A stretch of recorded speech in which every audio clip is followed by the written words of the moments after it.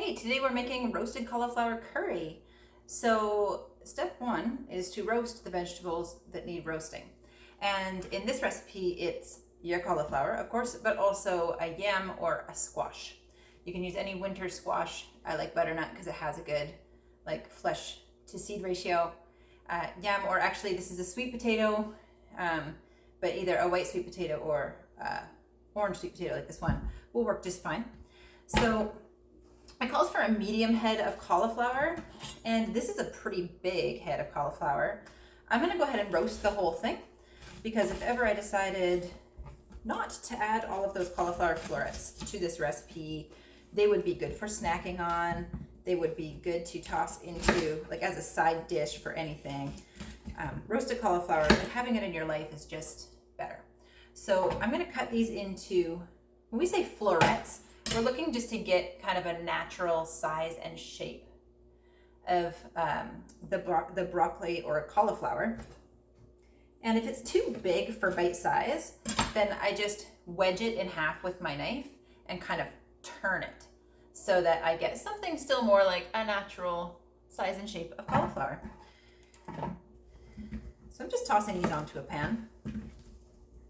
And I discovered something after so many years of chucking away these leaves, that when they are roasted, these are like the nicest. It's kind of like kale chips, right? These are in the brassica family, and they have these tasty stems and leaves, and then when they get covered in a little bit of salt and oil, they crisp up and they're so good. So as long as they're nice and clean, you can add those, and it's reduced my vegetable waste, and that's super positive.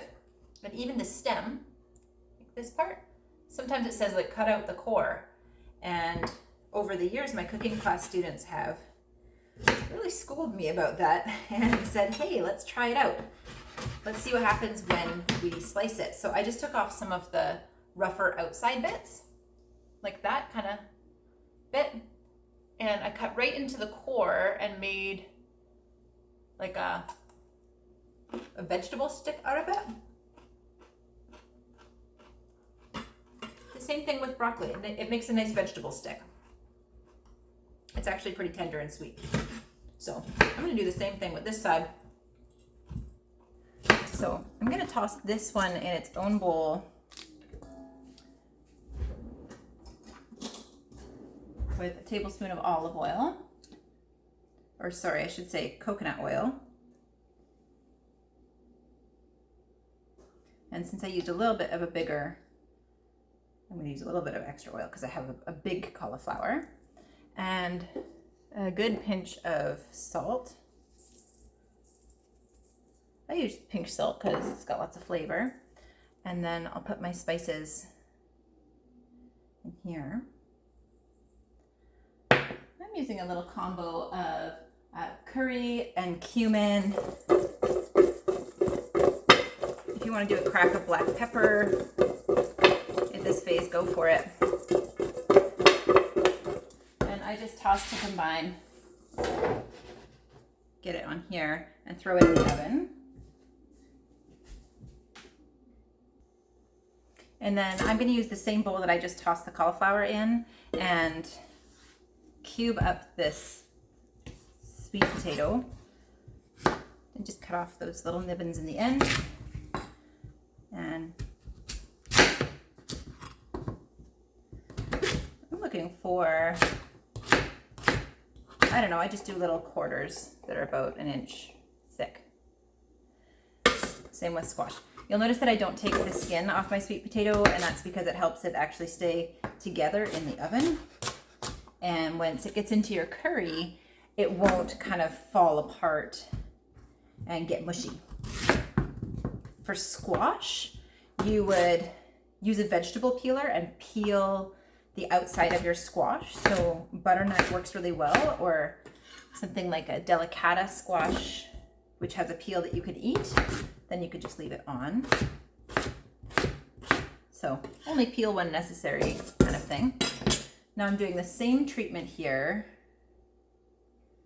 for a tablespoon of oil, a good pinch of salt, and your mixture of cumin and curry, or like I'm using like a Madras curry that is mild in spice. Do a good toss and then chuck it onto your baking sheet, and I'm going to bake these separately.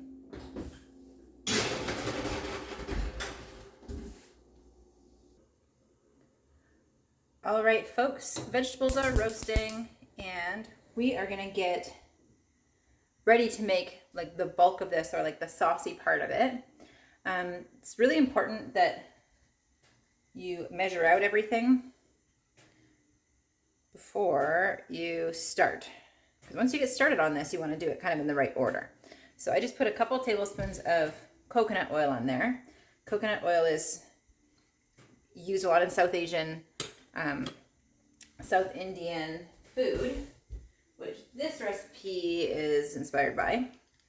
And then I have got all my spices measured out. I know it's quite a few ingredients, but it's super duper worth it. So just hang in with me. And yes, this is in my daughter's teacup. Just use what's around. Right. So into the coconut oil, you add your black mustard seeds. Don't substitute white mustard seeds. Try to find the black ones. If you can't find the black ones, you can omit them. Right? So you want to make sure you've got enough oil that your spices actually move around in there. And you wait until the black mustard seeds pop a little bit, and they'll turn from dark brown to gray in color. So my mustard seeds are getting darker.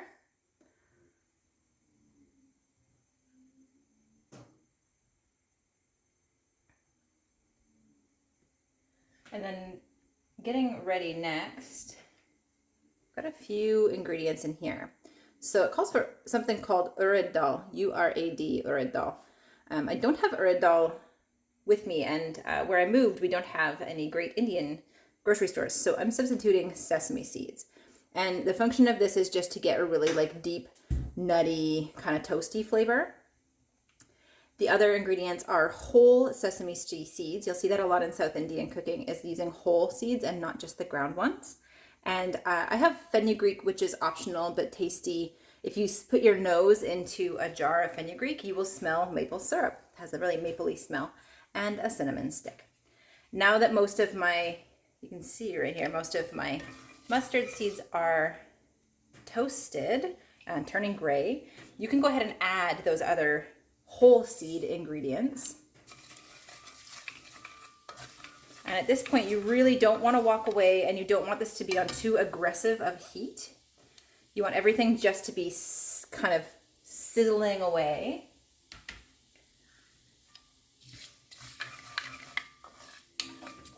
Now it's starting to smell good. If you had curry leaves, you would add them now. Again, no great Indian grocer where I'm at, I don't have curry leaves. They come in fresh, frozen, or dried, so keep your eye out for them. They give you a more authentic and amazing curry, but it's still delicious without. So one dried chili, or I'm using chili flakes, can go in. And once your urad dal and your fenugreek and all of that is looking like toasted vegan marshmallow kind of color, then you're going to want to add the powders. And I've got some turmeric and coriander, ground coriander here. So we are making kind of a curry spice foundation for what's going to be a really amazing tomato-based sauce. So at this point, everything's smelling good. You can add ginger. Give it a moment. Add your onion.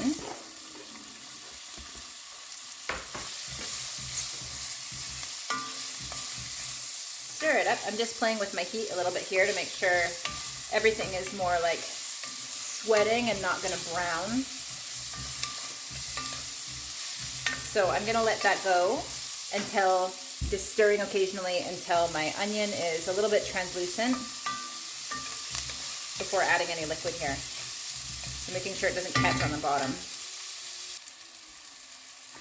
My onions are translucent, and now, just before the spices start to catch on the bottom, you can add your liquid. I'm adding tomatoes, a can of tomatoes, and it calls for crushed tomatoes, but I had the whole ones, so you just crush them with your spoon as best you can.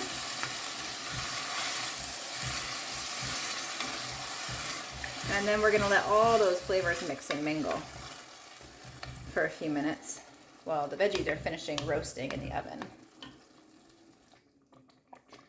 All right, so the tomato sauce is boiled down and you can see it starting to like sputter. It's nice and thick. That's the point that you want to add any greens. I have some arugula on hand, so I'm using that. You could use spinach or you could use green peas. And those will cook down for just a moment while I grab our roasted veggies.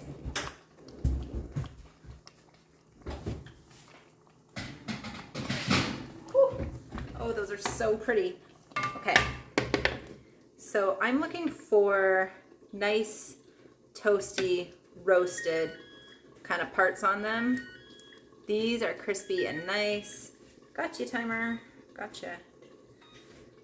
And these can be added straight into the pot.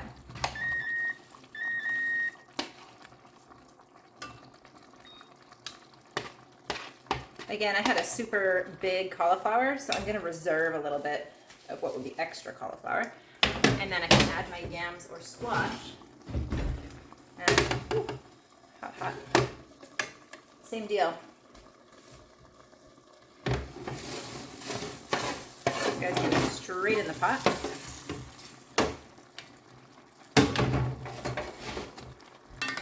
And I know it's a little extra dishes roasting something as well as having a pot on, but the flavor that is kind of created in that is pretty special.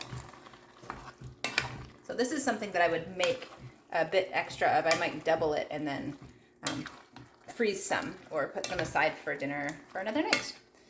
So this is essentially my curry. I'm going to season it, make sure I taste it, and then the last little bit is just the